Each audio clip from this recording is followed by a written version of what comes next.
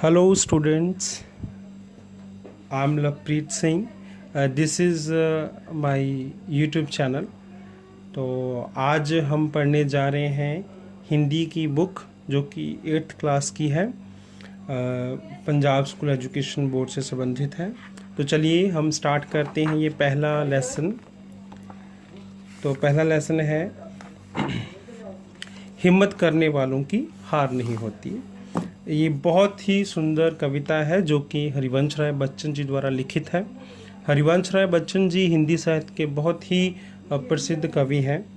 जो आज के अमिताभ बच्चन जी हैं ये उनके पिता थे और इनको भारत सरकार से हिंदी में साहित्य अकादमी पुरस्कार और इसके बाद भारत सरकार ने ही इनको पद्म भूषण सम्मान से सम्मानित किया है साहित्य में। तो आज इनकी जो एक रचना है वो हम पढ़ने जा रहे हैं। तो आपके सिलेबस की, आपकी बुक की पहली जो कविता है वो है हिम्मत करने वालों की हार नहीं होती। तो चलिए आज हम इसको पढ़ते हैं। हिम्मत करने वालों की हार नहीं होती। हिम्मत करने वालों की हार नहीं होती, लहरों से डरकर नैया पार नहीं होती। नन्ही चींटी जब दाना लेकर चलती है, चढ़ती दीवारों पर 100 बार फिसलती है। मन का विश्वास रगों में साहस भरता है, चढ़कर गिरना गिरकर चढ़ना ना अखरता है। आखिर उसकी मेहनत बेकार नहीं होती, कोशिश करने वालों की हार नहीं होती। डुबकियां सिंधु में गोताखोर लगाता है, जा जाकर खाली हाथ लौट आता है। मिलते ना सहज ही मोती पानी में, बढ़ता दूना उत्साह इसी हैरानी में। मुट्ठी उसकी खाली हर बार नहीं होती, हिम्मत करने वालों की हार नहीं होती। असफलता एक चुनौती है, स्वीकार करो, क्या कमी रह गई देखो और सुधार करो। जब तक ना सफल हो नींद चैन से त्यागो तुम, संघर्ष करो मैदान छोड़ मत भागो तुम। कुछ किए बिना ही जय जयकार नहीं होती, हिम्मत करने वालों की हार नहीं होती। तो बच्चों हमने ये पूरी कविता पढ़ी है और ये कविता बहुत ही अच्छी लिखी गई है और जितनी अच्छी ये पढ़ने में है उतनी ही इसका जो मीनिंग है, इसका भाव है वो उतना ही हमको एक नई उमंग और नई एक दिशा देने के लिए हमें जो है वो प्रोत्साहित करता है। तो पहले अब हम इसकी व्याख्या करेंगे कि इस कविता में हमें कहा क्या गया है। तो जो पहली 2 पंक्तियां हैं वो अलग से हैं, उनको हम पहले पढ़ते हैं। हिम्मत करने वालों की हार नहीं होती, लहरों से डरकर नैया पार नहीं होती। इसमें कवि ने ये बताया है कि जो लोग हिम्मत करते हैं उनकी कभी भी हार नहीं होती। जैसे कि इसमें एक दिया गया है कि लहरों से डरकर नैया पार नहीं होती। अभी आप देखिए समुद्र में चले जाएं, एक दरिया में चले जाएं, उसमें एक नौका हो जिसे हम किश्ती भी बोलते हैं, वो हो तो उसमें बहुत सारी लहरें आती हैं, समुद्र में भी नदी में भी। अगर जो नौका है, जो चलाने वाले लोग हैं वो उस लहरों से डर जाएं तो क्या नौका किनारे पर जा सकती है? नहीं जा सकती ना। तो इसी तरह से हमारे जीवन में जितनी भी समस्याएं हैं आती है तो उनसे डरकर अगर हम अपना लक्ष्य और अपना जो कार्य है वो ना करें या घबरा जाएं तो हमें सफलता नहीं मिल सकती। तो इन 2 पंक्तियों में हमें कभी यही बताना चाहता है। आगे चलते हैं। नन्ही चींटी जब दाना लेकर चलती है, चढ़ती दीवारों पर 100 बार फिसलती है। मन का विश्वास रगों में साहस भरता है, चढ़कर गिरना गिरकर चढ़ना ना अखरता है। अखरता मतलब कि बुरा लगना। आखिर उसकी मेहनत बेकार नहीं होती, कोशिश करने वालों की हार नहीं होती। तो इस पूरे जो पंक्तियां हैं यहाँ तक, इसमें कवि ने एक उदाहरण दी है चींटी की। जो चींटी आपने देखा होगा कि नन्ही चींटी जो होती है वो अपने वजन से भी भारा जो एक भोजन होता है उसको उठाने की क्षमता वो रखती है। तो वो जब उसे उठाकर अपनी पीठ के ऊपर रखती है तो उठाकर वो दीवार के ऊपर चढ़ती है। तो आपने कई बार देखा होगा कि वो दीवार पर चढ़ती है और वापस नीचे गिर जाती है। तो इसी तरह से जो उसका जो गिरना है, जो फिसलना है, वो एक बार नहीं, वो 100 बार, 100 बार। यहाँ 100 बार का मतलब क्या है कि सैकड़ों बार वो चढ़ती है और सैकड़ों बार वो नीचे गिरती है।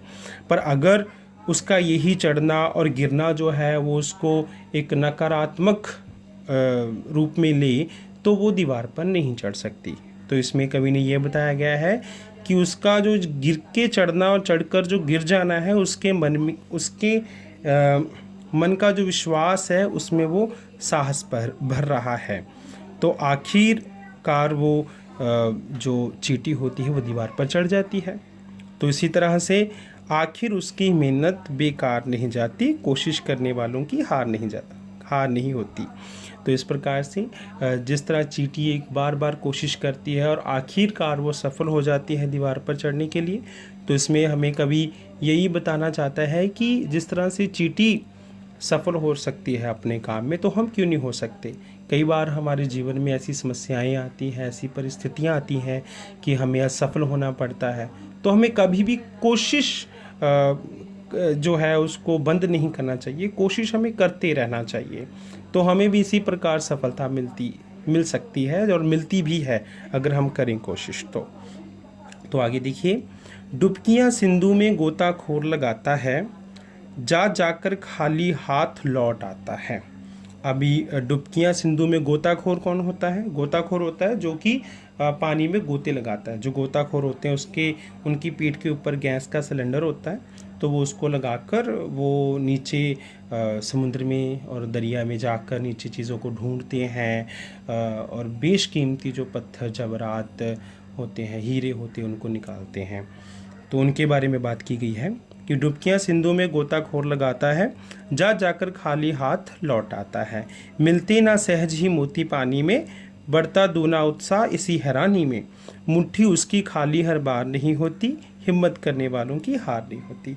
तो इसमें कवि ने जो गोताखोर हैं वो उनकी बारे में बताया है कि किस प्रकार से वो डुबकियां लगाते हैं। सिंधु मतलब दरिया में जाते और हर बार वो जाते हैं, तो ज़रूरी नहीं कि उनको हर बार ही मोती मिल जाते हों, हर बार ही उनको हीरे जवाहरात मिल जाते हों। नहीं, क्या होता है कि वो एक बार जाते हैं, उसके बाद जाकर वो खाली हाथ लौट आते हैं, फिर जाते हैं, फिर कुछ नहीं मिलता, फिर खाली हाथ लौट आते हैं।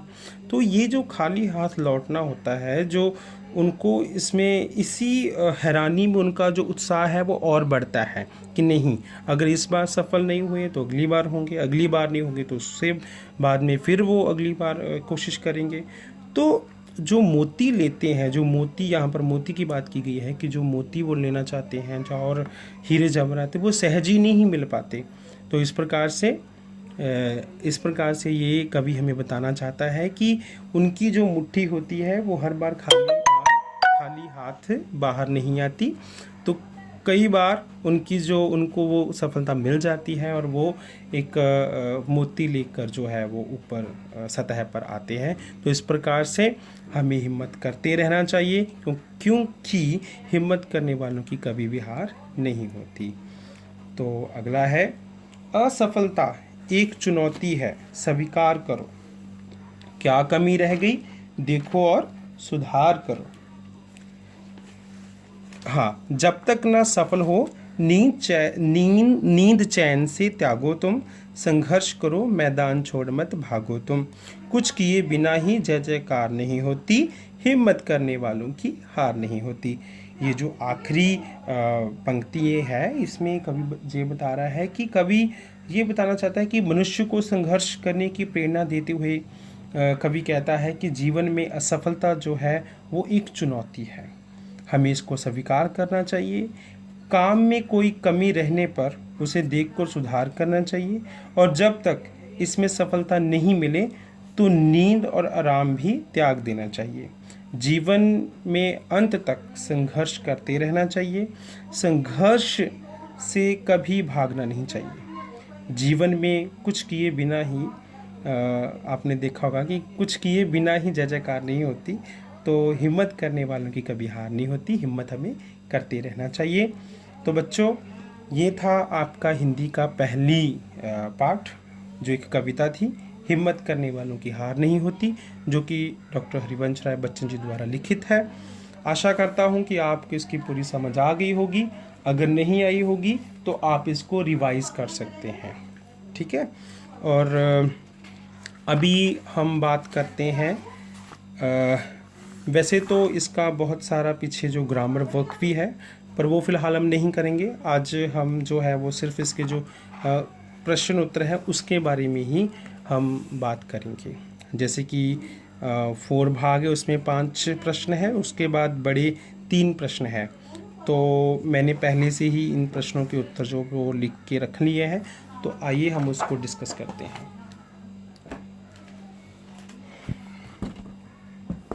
तो बच्चों जैसे कि पहला कवि है, पहले कवि की जो पहली प्रश्न है वो है, कवि के अनुसार किन लोगों की हार नहीं होती। कवि के अनुसार हिम्मत करने वालों की हार नहीं होती। ये तो हमने कविता में पढ़ा ही है, पहली पंक्ति में ही हमने पढ़ा है कि जो लोग हिम्मत करते हैं उनकी कभी भी हार नहीं होती। तो आगे है, नन्ही चींटी की क्या विशेषता है। मैंने ऑलरेडी इसमें बता रखा है, आप इसको रिवाइज करें तो आपको पता चल जाएगा, पर फिर भी मैंने आपकी सुविधा के लिए यहाँ पर लिख रखा है। नन्ही चींटी दाना लेकर दीवार पर चढ़ने के लिए सैकड़ों प्रयास करती है। दीवार पर बार बार प्रयास करने से ही उसके मन में विश्वास भर जाता है और वह आखिर में दीवार पर चढ़ने में सफल हो जाती है। तो इसका आप इतना लिखिए, काफ़ी है। उसके बाद प्रश्न 3, गोताखोर सिंधु में डुबकियां क्यों लगाता है। क्यों लगाता है? गोताखोर मोती निकालने के लिए सिंधु में डुबकियां लगाता है, ठीक है। इसके बाद है, हिम्मत करने वालों को असफलता को किस रूप में स्वीकार करना चाहिए। किस रूप में स्वीकार करना चाहिए?